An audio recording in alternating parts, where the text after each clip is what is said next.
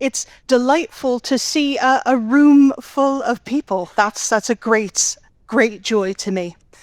Okay, so the title of this talk is Wolsey and Tyndale, Spies and Diplomacy.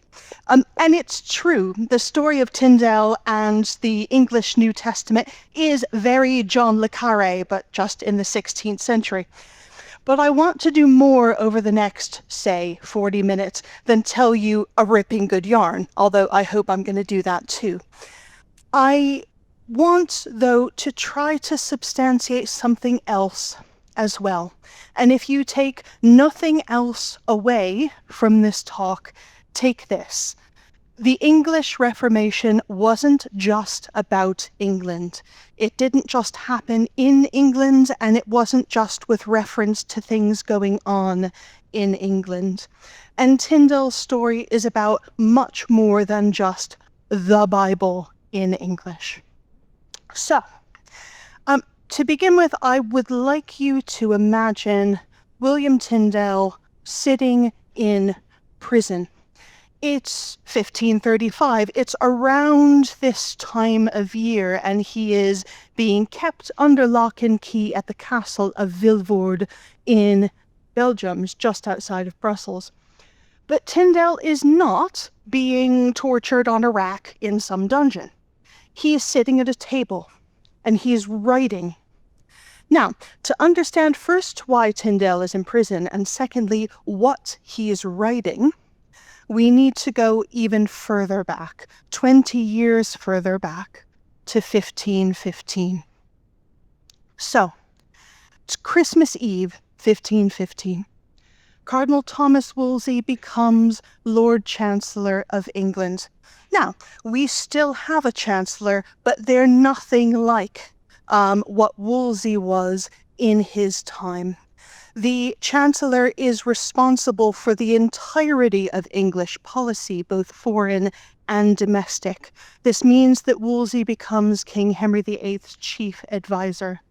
He's the most powerful man in England besides the king, and actually some people, including quite a lot of historians, think that Wolsey is actually more powerful than the king. In the time period, he's called Alter Rex, the other king. So, Wolsey is famously known as the son of a butcher from Ipswich. And it's true, he was from Ipswich, but his father, not exactly a butcher. His father owns a number of fairly prosperous businesses, and his mother comes from among the minor gentry of the county. But that would not, in any other country, have got Wolsey the sort of power and the sort of preferment that he gets. It's only in England where the church selects and promotes people largely on merit. In any other country, Wolsey would have to be a prince or a duke in order to be a cardinal. Well, not in England. And Wolsey is, in fact, selected and promoted on merit. He rises really steadily from the time he becomes a priest to become the king's almoner, which gets him a seat on the Privy Council. And it's there that he meets a very young, just 19 years old, and newly installed Henry VIII. Henry, in his early reign, doesn't really care about policy. All he wants is a war with France. And his Archbishop of Canterbury, who was also his Chancellor at the time, a very understudied and undersung man called William Warham, but that's another lecture for another day, gets Henry his war in France, which... So, Wolsey becomes Chancellor in 1515, replacing the probably extremely grateful Archbishop Warham. So, as Chancellor, as I said, Wolsey is responsible for Henry VIII's policy, both foreign and domestic. Now, in order to make policy in that time period, or indeed in this time period, you need an extensive network of informers. And Wolsey has these, he builds them up over the course of his chancellorship.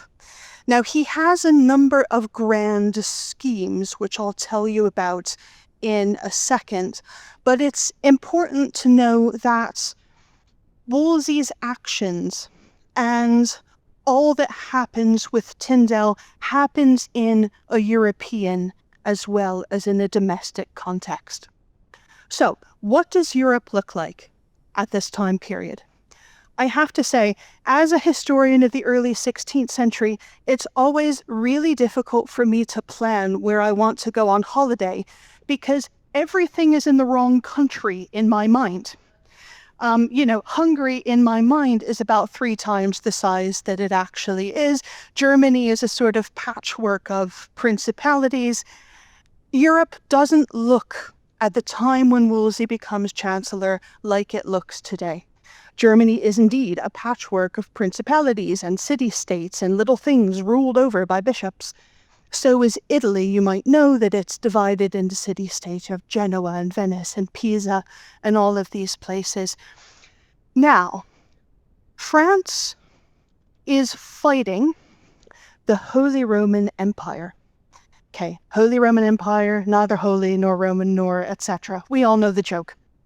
But what the Holy Roman Empire is absolutely vast. So it encompasses what we now know as Germany, Austria, Spain, the Netherlands, bit of Italy, and the empire wants even more of Italy. In fact, it's fighting France for the possession of Italy and has been since 1494. So it's in this sort of milieu of constant warfare and struggle between France and the empire that Wolsey sees an opening for England. There are 2 major powers, France and the empire, and Wolsey and Henry VIII want to make England a truly imperial power. If you know nothing else about the foreign policy of Henry VIII, it is to make England an empire, because it's not yet. It is, and this time, sort of island off the coast of Europe. Right, so how are we going to make England an empire? Well, one of the things you can do if your 2 greatest antagonists have been fighting a war against each other for 30 years is you can position yourself as the people who are going to make peace. And so that's what Wolsey and Henry VIII try to do. They think, well, if we can be the sort of arbiter of everything that goes on in Europe, well, then people are going to have to defer to us. We get all the kudos of being the people to make peace. We see this now in diplomacy in our own modern world. Why do people host talks between third-party countries? Well, it gives them the kudos. So, in 1518, it looks like Wolsey's and Henry VIII's schemes are going to come to fruition because a peace is signed between France and the Holy Roman Empire. It's called the Treaty of London, signed in 1518. Charles V, the Emperor of the Holy Roman Empire, actually comes to visit England. Think of the amazing prestige of this. He comes first in 1520 and then again in 1522. You may have heard of the Field of Cloth of Gold, where Henry VIII goes to France and meets the French king, and there's all sorts of pageantry and pomp. And so England is now, for a brief moment, at the center of Europe, and Wolsey looks like he is on top of the world. Then the Pope dies, and Wolsey thinks, yeah, fancy that job. And this is when he first starts building up a really extensive spy network. Because, of course, a papal conclave, as we just saw, last year, is secret. But that doesn't mean that there's not all kinds of influence and bribery and skullduggery going on behind the scenes. And since Wolsey is the Chancellor of England and can't go to Rome to be present to influence people himself, He needs to build up a network of contacts who will do it for him. Wolsey just misses the top job in 1522, but never mind, because he still has this peace process, this treaty, and he and Henry still feel that they're at the center of the world. But then two things happen. Two things happen to destroy Wolsey's program of peace. The first thing is France and the Empire just can't help themselves. So they open the Italian Wars again. So France and the Empire fighting again. But the second problem, and this is an even deeper and much longer lasting problem. There's a monk in Germany. Name him Martin Luther. You might have heard of him. So, as Luther's ideas begin spreading, and especially after the Pope does, sorry Pope, the really stupid thing of excommunicating Martin Luther in 1520, it's like pouring petrol on a fire. And so there begins to be civil unrest in what we would now know as Germany. And this is going to color everything that then subsequently happens to Tyndale and to some of the other reformers. So, Wolsey's man in the Netherlands. We're coming up to, say, 1526 now. Wolsey's guy in the Netherlands is an Irishman by the name of John Hackett. Hackett is a merchant. He's a diplomat. His official job is English resident ambassador to the court of Margaret of Austria. Margaret, absolutely fascinating woman. Rush away and read a biography of her. She is the ruler of the Netherlands for her nephew, the Emperor Charles V. She acted essentially as Charles's mother. She raised him, basically. And so who can he trust more than his auntie? So he puts her in charge of the Netherlands, and she does an excellent job. So Hackett is Wolsey's man at Margaret of Austria's court. Now Hackett is given two jobs in 1526. The first job is to negotiate a new crusade against the Ottoman Empire. The Ottomans are invading the Balkans. They're coming up. They're trying to capture Hungary. And some of you might know, 1526, the Battle of Mohacs. It's the big one, and Hungary is decimated. So we need to get Hungary back. And England, being the only country that's not embroiled in a war at the moment, is the one who is going to start and lead the crusade and give the money, most importantly, for the crusade. Now, if you're interested in the crusade, you're going to have to wait until I finish writing my book on this. So we're going to put the crusade aside. Hackett's other job, the other job that he has in 1526, is to find and stop William Tyndale, who is hiding in the Netherlands under a pseudonym. Now, how did Tyndale arrive in the Netherlands, and why does Hackett and his employer, Wolsey, why do they care about some obscure scholar who's doing a thing? Why do we care? Okay, so Tyndale, by the time Hackett starts looking for him at Wolsey's behest, has been in the Netherlands for about, say, 2 years. Tyndale is relatively young. He's only about sort of 30 years old at the time when he begins translating the New Testament. Tyndale is he's a profound scholar. He studied at both Oxford and Cambridge.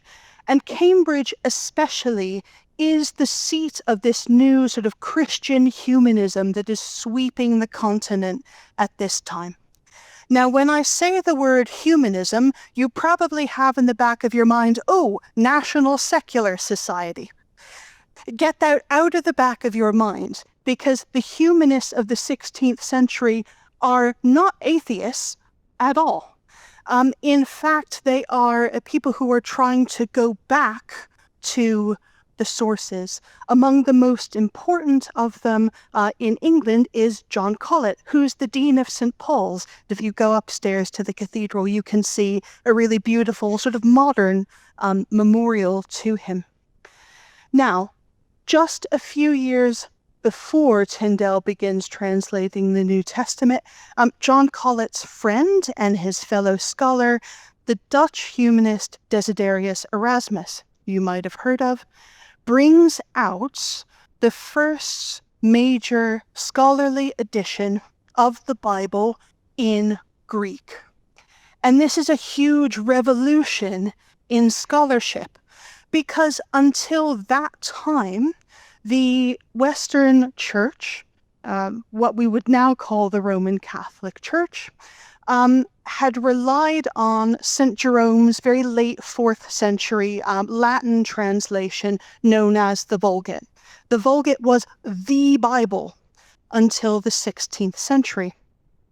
Erasmus's innovation was to think, okay, well, let's go back to the original text of the New Testament as far as we can understand what those are from the various exemplars that we have. And Paul is much better on this ground than I am. But suffice it to say, Erasmus brings out the first edition of his Greek New Testament in 1516. The problem is it's got some issues with it. And so it goes through further editions.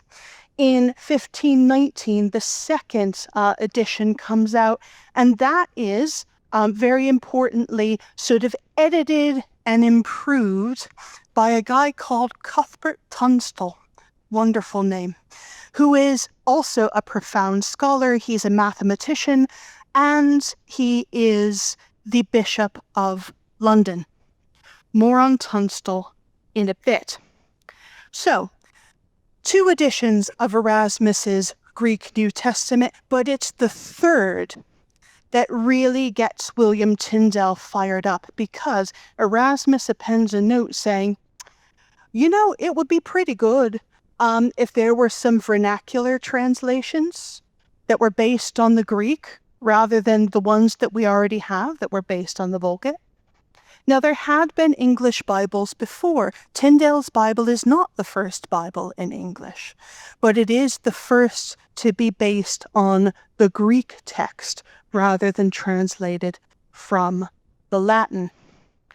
So, Tyndale thinks, okay, right, we have this sort of call for vernacular translations, and we have, as the Bishop of London, the guy who helped Erasmus correct the Greek text. Okay, well, it's just obvious that I'm going to go to this guy. This guy is going to give me money and is going to give me, protection to enable me to do this, and that's going to be okay. Unfortunately, it was not okay. So, Tyndale goes to meet with Tunstall. Now, we only have a later account of this meeting. Tyndale never wrote down what Tunstall actually said. But the later account that we have says Tyndale rocks up to, not very far away. He meets with Bishop Tunstall. He says to Bishop Tunstall, look, under English law, translation as such of the Bible is not illegal, because it's not, but I need your say-so in order to be able to publish the thing once I've actually translated it. So could I please have a job in your household? Because Tunstall, being a good scholar, spends all of his money on supporting other scholars. And, can I please have a position in your household, Tyndale says. And can I get your sort of imprimatur to publish the New Testament when it's done? Now, Tunstall says no. He says, I'm already supporting as many people as I possibly can. Why does Tunstall say no, though? Not because he doesn't want an English New Testament, I don't think. Not because he's not a profound scholar and is, interested in doing down other people's scholarship. No. Tunstall, in addition to being a scholar, he's also a politician, and he sees which way the wind is blowing. He is also a diplomat who has very recently been to Germany and seen the civil unrest that was erupting there in the wake of Martin Luther's German translation of the New Testament. So he knows that if he supports Tyndale, things are not looking good for his retaining his bishopric and probably, quite frankly, his head. So he turns Tyndale away, but all is not lost. He recommends that Tyndale go to some of the merchants of the city of London to obtain money and to obtain a place to live in a scholarly position that he can use while he is translating the Bible. And that actually is precisely what Tyndale does. He goes to a fellow called Humphrey Monmouth, who is a cloth merchant and a very prosperous person within the city of London, who will later become alderman and then mayor. And Tyndale is able to openly preach and lecture for about a year before he leaves for the continent. So this sort of persecution is not instantaneous or automatic. So Tyndale leaves for the continent somewhere in 1524. We are not sure of his itinerary. There's some evidence that he may have briefly enrolled at Wittenberg University, which is a great seat of humanism. You will all remember this from Hamlet, which is why Hamlet is studying at Wittenberg. But eventually, he meets up with an observant Franciscan friar called William Roy, and it's with Roy's help that Tyndale begins his translation project. By 1525, we know that Tyndale is in Cologne, and that the translation is at least done enough for them to typeset a few of the Gospels. I think it's sort of Matthew and Mark that they begin with in Cologne. But then the printing is interrupted, and Tyndale has to flee from Cologne, first to Worms and then to Antwerp. Why? And the answer, my friends, is what is known to history as the German Peasants' War. So, as I said, Tyndale is not the only person making a vernacular translation of the Bible at this point. Luther brings out what he calls his September Bible, which is a translation of the New Testament, in September of 1522. It's Luther's translation. He has help from Philip Melanchthon, who is who's a much more profound scholar of Greek than Luther actually is, and is a sort of fellow reformer. Now, this is not the first German translation of the Bible, but it's one of the first from the Greek. So it has the same relationship as Tyndale's Bible does to the Greek text. But Luther's edition becomes popular because he uses a really sort of colloquial German, the sort of German that people would use to each other every day on the street. And it also becomes popular because Luther engages an artist called Lucas Cranach, a really famous artist who makes a series of virulently anti-Roman Catholic woodcuts to illustrate the Bible. So, for example, alongside the book of Revelation, when it mentions the whore of Babylon, so you see the whore of Babylon riding on the beast, but what's on the whore of Babylon's head? Anybody know? A papal tiara. And so these woodcuts get reproduced and they help Luther's Bible spread. What they also help spread is civil unrest.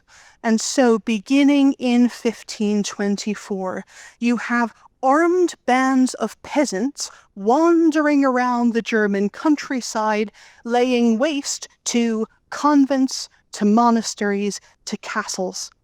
And I am working with colleagues at Oxford at the moment to produce the first ever comprehensive map of the German Peasants' War, and we've identified over 600 convents and monasteries that are attacked in the Peasants' War. We're working on the castles now, so I don't have those numbers, but the German Peasants' War is a huge conflagration. And news travels relatively quickly, even by horseback, in early modern Europe. And so other countries in Europe, including England, they're looking at what's happening in Germany and they're thinking, okay, we're not going to have a vernacular translation of the New Testament because we don't want armed bands of our peasants going around burning down convents, monasteries, castles. So the effect of the German Peasants' War on Tyndale is that he has to leave Cologne and to go to Worms, which is controlled by Lutherans and therefore much more friendly to his project. Eventually, he ends up in Antwerp, which has a large community of English merchants of a sort of Reformed or Protestant character. Now, I say this slightly anachronistically, of course, because there's no such thing really as a Christian denomination yet. So when I say, oh, they were Protestants or they were whatever, or when the letters of the time say, oh, these people are Lutherans, you have to take that with a bit of a grain of salt because these things are not fixed yet in their minds as they are in our minds now. So, once Tyndale gets to Antwerp, he finishes the New Testament, meaning all of the Synoptic Gospels, plus John, plus the letters, plus Revelation. And they begin printing in Antwerp. Now, here's a problem. The translation, of course, had not been authorized. Hadn't been authorized by Bishop Tunstall, hadn't been authorized by anybody else. So how do you get it into England? And the answer is you use all of your friends in the merchant community in Antwerp. And they will just, put a few sheets here and there in a bale of wool or a cask of something. And those sheets will just happen to turn up in Deptford. And some people will just happen to sort of bind them together and offer them for sale in St. Paul's churchyard, about 10 yards from the house of Bishop Tunstall. Funny how this happens. Okay, so the first copies of Tyndale's New Testament start filtering into England in 1526. The translation is condemned immediately by Bishop Tunstall, who decides to do a very strange thing at this point. He doesn't seize the copies. No, he could have seized them, but he doesn't. He has them bought.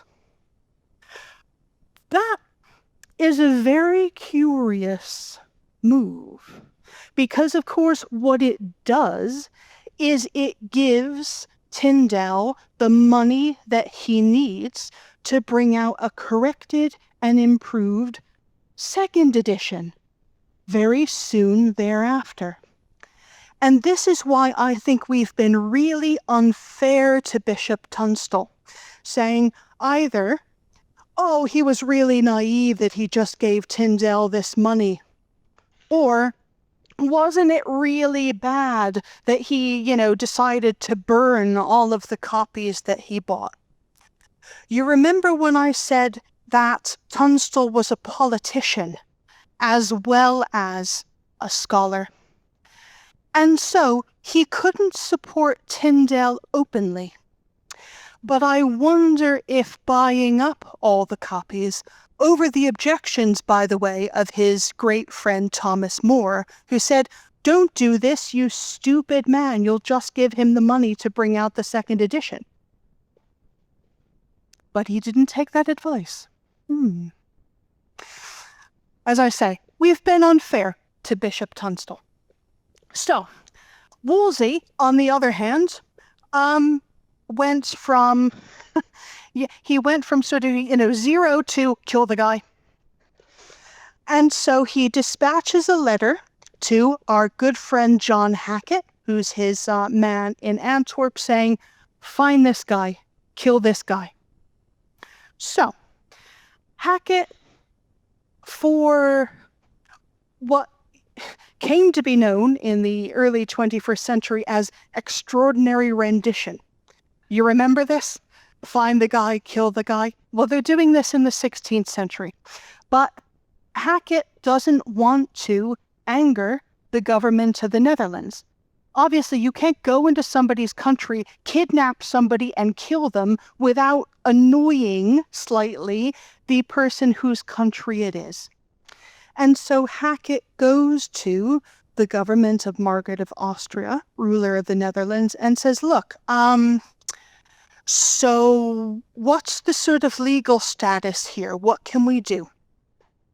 And Hackett writes the following in a letter back to Wolsey.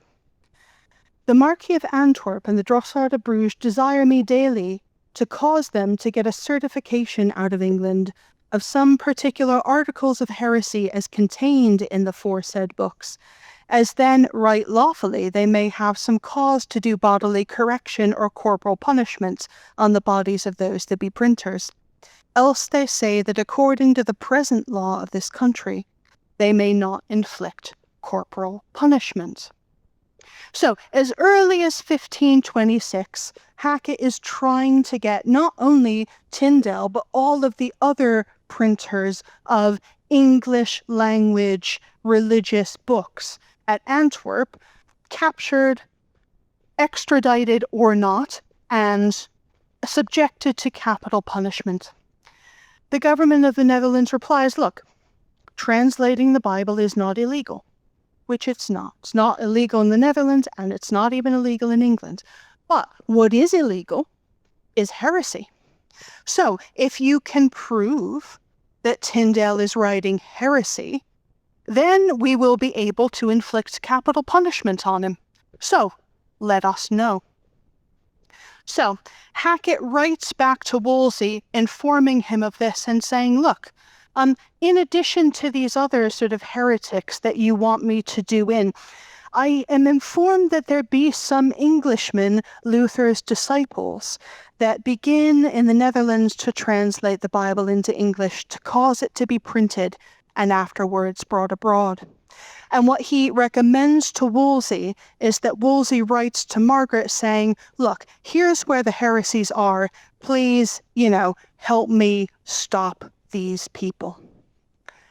It seems like for a little while, maybe about 18 months, the Wolsey's search for Tyndale goes into a bit of abeyance. But then Tyndale brings out a book in 1528 called The Obedience of a Christian Man. Now, this was a response to the German Peasants' War, and Tyndale's book urges Christians to obey legitimate authorities, even bad, corrupt, and evil authorities. Now, if you, like me, enjoy our post-1688 sort of constitutional settlement where we have limited constitutional monarchy, Tyndale is not your guy. Because what Tyndale argues for is what scholars like to call Caesaropapism, but what you might know as the divine right of kings. So Tyndale is very much in the, oh yes, the monarch is, perfectly within their rights to do whatever they want, even evil.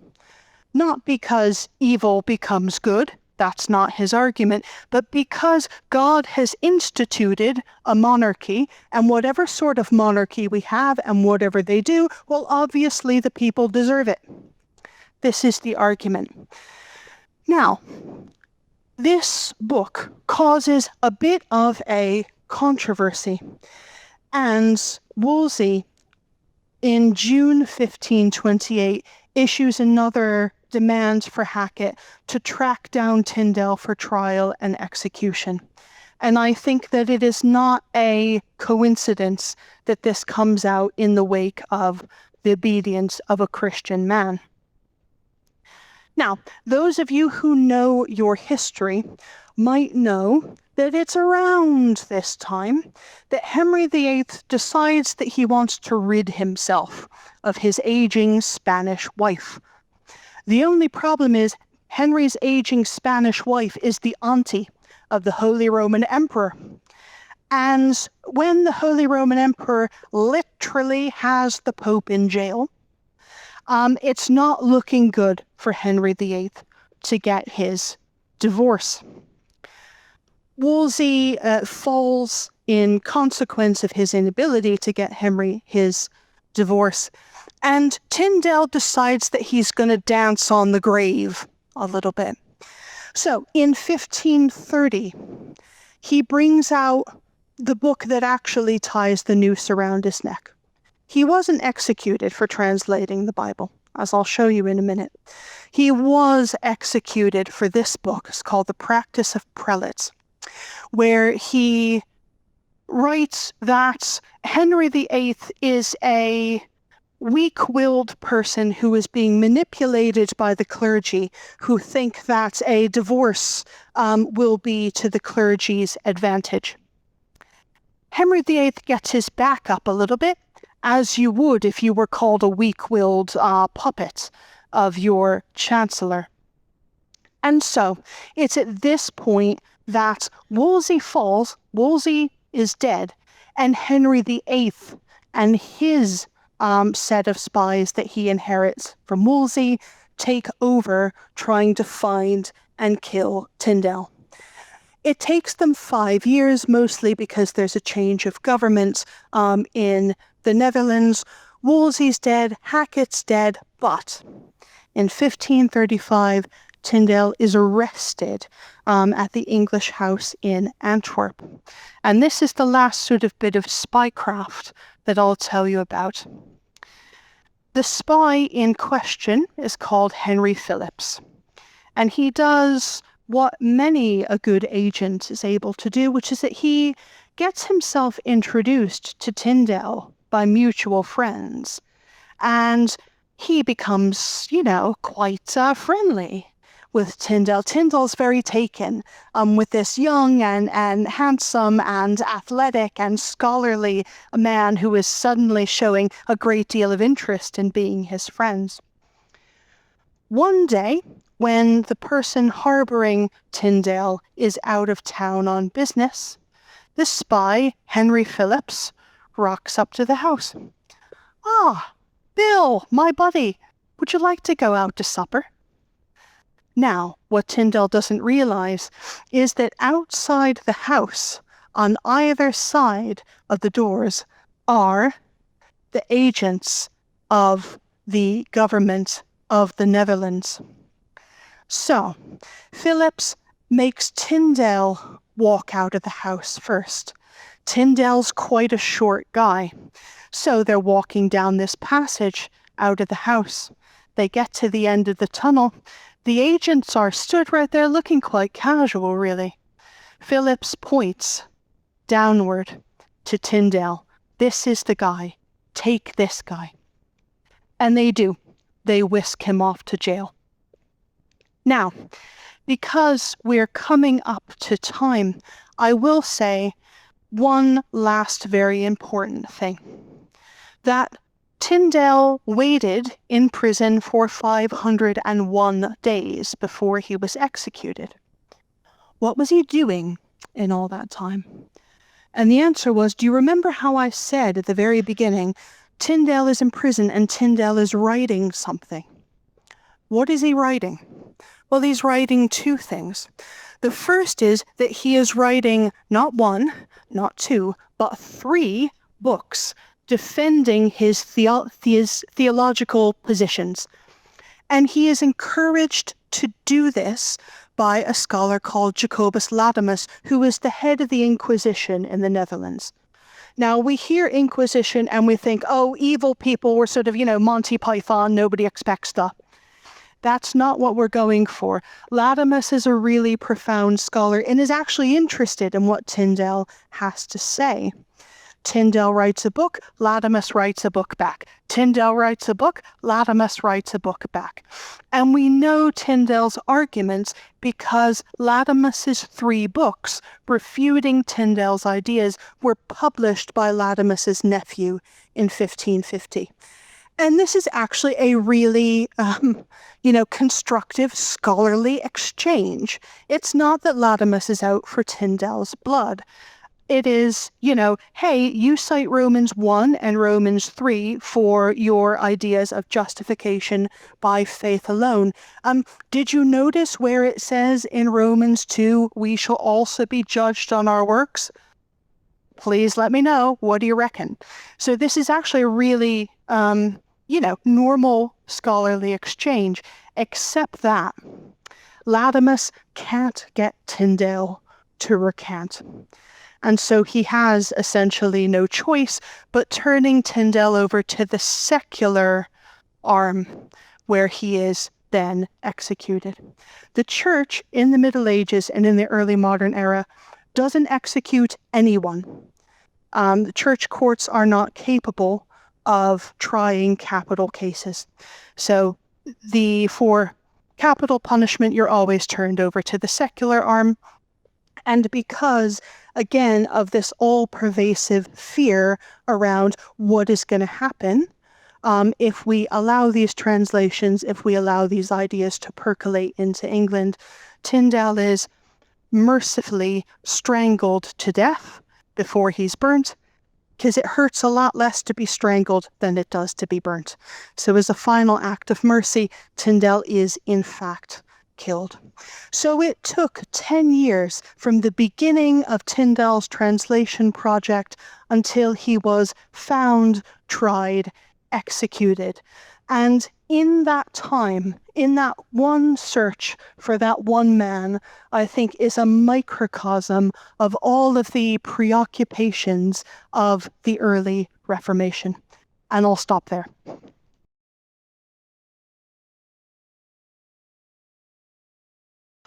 This is an interesting counterfactual. Henry VIII, suffice to say, was not a nice man. And I think he never forgave a grudge. He never forgave a grudge against anybody. To get at people, he would have their elderly mothers tortured in order to try to. So do I think that Henry would have forgot what Tyndale said in obedience of a Christian man? Probably not.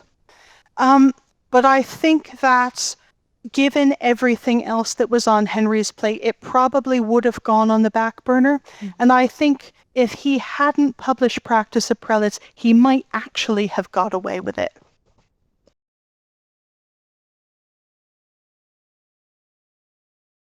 So this is a bit difficult because, of course, he doesn't write down his itinerary. So we know that in 1524, he turns up in Wittenberg.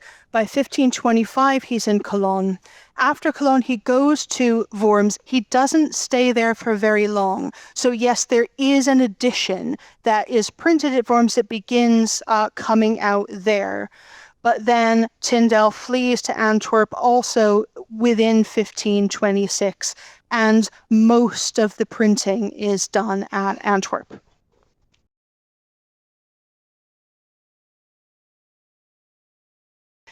There were definitely other conditions. So certainly the Bible, the woodcuts pillaring the Roman Catholic Church definitely didn't help. The idea of translating, for example, Luther very famously adds the word alone to Paul's idea that we are saved by grace through faith. The Latin stops there, the Greek stops there, the German adds the word allein. And so, therefore, we don't need the church, says Luther. But I think that the popular uprising would not have happened if it weren't for people like Thomas Müntzer, who was a very radical preacher, saying, well, stand up to the church. And also, we see when we look at the institutions that were attacked, the institutions that were attacked tend to be the wealthiest and also the institutions that were most dogged in pursuing their legal rights and legal claims against the peasants who were their tenants. So it was a whole constellation of religious and secular issues.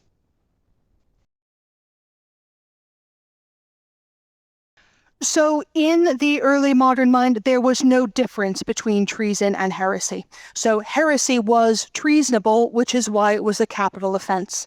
And so, yes, in Henry's mind, Tyndale had in fact committed treason, and that is why it was so important that he be captured and executed.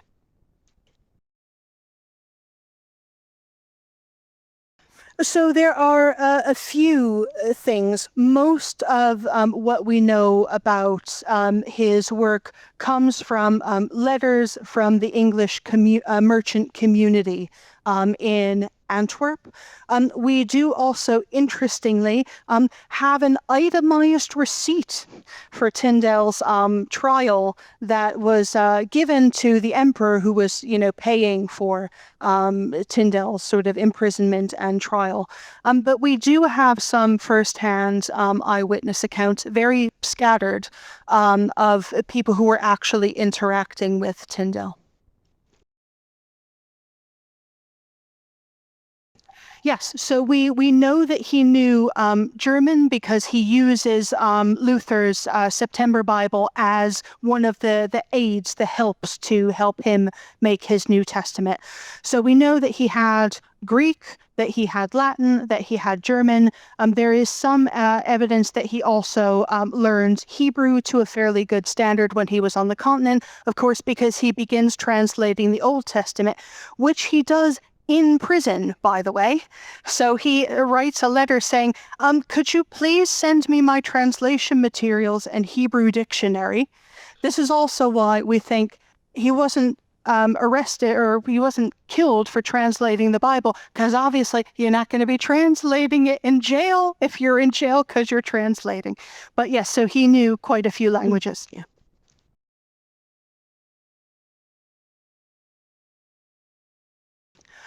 I think that there is some evidence, some of which is cited in the biography. But do I think that Stokesley would have continued to sort of prosecute or persecute Tyndale if he hadn't been backed up by on high? No, I do not. So the king is ultimately responsible, even though using intermediaries is a very good thing if you are a monarch who doesn't want to be seen to have one's hands dirty. Well, I have to say he was definitely a disruptor. But the interesting thing is, if you read Tyndale's Theology, there is not it's not that everything that Tyndale says then gets accepted by Reformed Christianity. Tyndale said some things that were, a bit off the wall. So in that case, I would say he was maybe a bit more of a creator. But I would probably come down on the disruptor side if I had to choose just one.